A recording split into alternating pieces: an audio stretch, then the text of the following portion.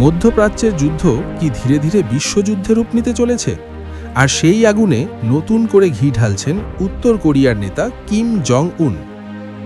যুক্তরাষ্ট্র ও ইসরায়েল যখন ইরানের বিরুদ্ধে কঠোর অবস্থান নিয়েছে, তখনই ভিন্ন সুরে কথা বলেছেন উত্তর কোরিয়ার নেতা কিম জং উন। তিনি আমেরিকার হামলাকে সরাসরি গুন্ডামি বলে মন্তব্য করেন এবং ইরানের প্রতি সমর্থনের ইঙ্গিত দেন। অন্যদিকে লাগাতার হামলার মুখেও ইরান কোনোভাবেই মাথা নত করেনি, বরং প্রতি রাতেই পাল্টা আঘাত এনে ইসরায়েলকে কঠিন চাপে ফেলছে তারা। তাই অনেকের মনেই এখন প্রশ্ন, ইরানের কাছে কি সত্যিই পারমাণবিক শক্তি আছে, নাকি তাদের গোপনে সহায়তা করছে উত্তর কোরিয়া?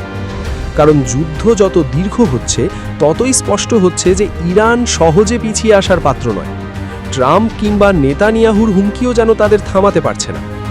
অবাক করার বিষয় হলো, রাশিয়া বা চীনের কাছ থেকে প্রকাশ্যে সাহায্য না নিয়েও ইরান নিজেদের সামরিক শক্তি দিয়ে প্রতিপক্ষকে চ্যালেঞ্জ জানিয়ে যাচ্ছে। তবে আন্তর্জাতিক বিশ্লেষকদের অনেকেই মনে করছেন, পর্দার আড়ালে হয়তো অন্য কোনো সমীকরণ কাজ করছে। বিশেষ করে উত্তর কোরিয়ার সাম্প্রতিক ক্ষেপণাস্ত্র পরীক্ষা সেই সন্দেহকে আরও বাড়িয়ে দিয়েছে।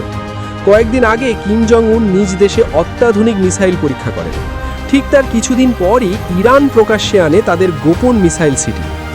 এই দুই ঘটনার মিল দেখেই অনেকে ধারণা করছেন, ইরান কি তবে গোপনে কিমের কাছ থেকে প্রযুক্তি বা অস্ত্র সহায়তা পাচ্ছে? যদিও এই দাবির সত্যতা নিয়ে বিতর্ক রয়েছে, কেউ বলছেন এটা শুধুই গুজব, আবার কেউ মনে করছেন বিষয়টি এত সহজ নয়। কারণ কিম জং উন আগেই দাবি করেছিলেন তাদের নতুন সমুদ্র প্রতিরক্ষা ব্যবস্থা এতটাই উন্নত যে গত 50 বছরে পৃথিবীর আর কোথাও এমন প্রযুক্তি দেখা যায়নি।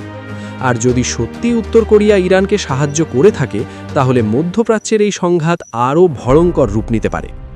তাহলে কি কিম জং উন ইতিমধ্যেই ইরানের পাশে দাঁড়িয়েছেন, নাকি এটা শুধুই রাজনৈতিক জল্পনা? এর আসল উত্তর হয়তো সময়ই বলে দেবে।